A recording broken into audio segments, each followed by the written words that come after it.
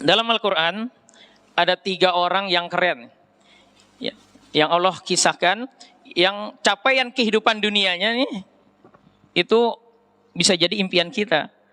Terkenal, ganteng, ya, kaya Pak, berkuasa, ditakutin orang gitu, istrinya banyak Pak. Ya, tapi sekarang lagi nangis di kuburannya. Siapa dia? Yang pertama Raja Namrud, musuhnya Nabi siapa Pak? Nabi Ibrahim. Yang kedua Firaun. Itu kan Masya Allah, Firaun itu kata dalam sejarah dikatakan kekuasaannya 2/3 dunia gitu. Masya Allah, keren banget Pak. Orang semua takut sama dia, punya apa aja ada gitu, mau apa aja ada. Tapi sekarang dia lagi nangis-nangis di kuburannya, matinya kondisinya su'ul khotimah. Yang ketiga Qorun, kaya raya. Itu kan impian kita semua kan. Obsesi kebanyakan orang itu kan di dunia bagaimana bisa kaya, terkenal gitu kan. Ya, bahkan ada jargon dari anak-anak muda itu, muda poya-poya, tua kaya raya, mati masuk surga. Ini namanya jaka sembung naik ojek gitu. Enggak nyambung Jack. Nah, ini yang terjadi. Kita hidup di akhir zaman, zaman yang penuh fitnah.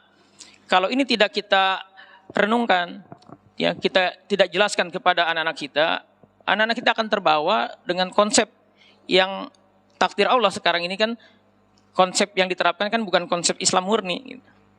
Ya, kita mengikuti konsep-konsep orang-orang yang nggak takut sama Allah. Nah, ini tantangan ujian buat kita. Gitu. Nah, 3 orang keren tadi sekarang lagi nangis-nangis di kuburannya. Kenapa kira-kira Pak? Padahal takdir Allah, nikmat Allah begitu banyak terhadap dirinya. Kata kuncinya adalah mereka itu tidak taat kepada Allah. Jadi Allah ingin menyampaikan kepada kita, kalau kita tidak taat kepada Allah, maka siap-siap aja nasibnya seperti itu. Dan ini terjadi di zaman sekarang.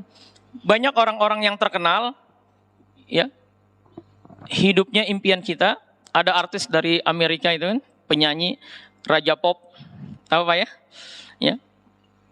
Kita kalau liburan mau jalan-jalan ke kebun binatang, ke dunia fantasi, dia di rumahnya itu gitu. Kan keren banget itu.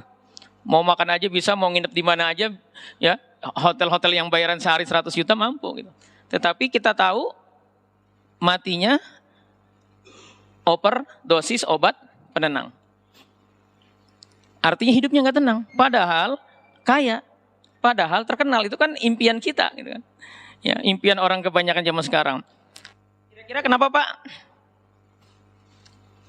Hartanya banyak, nikmat yang Allah berikan banyak sama dia, tetapi ternyata matinya su'ul khotimah. Karena tidak taat kepada Allah. Jadi apa yang Allah jelaskan dalam Al-Quran itu terbukti di dalam kehidupan ini. Nah, kita kalau hari ini orientasinya masih seperti itu, masih sedih, kenapa saya di komplek ini yang paling miskin, kenapa saya ya begini begitu, melemahkan ya diri kita dalam sisi pencapaian dunia, merasa nggak sekeren tetangga kita, ini kasihan deh. Kalau kita orientasinya seperti itu.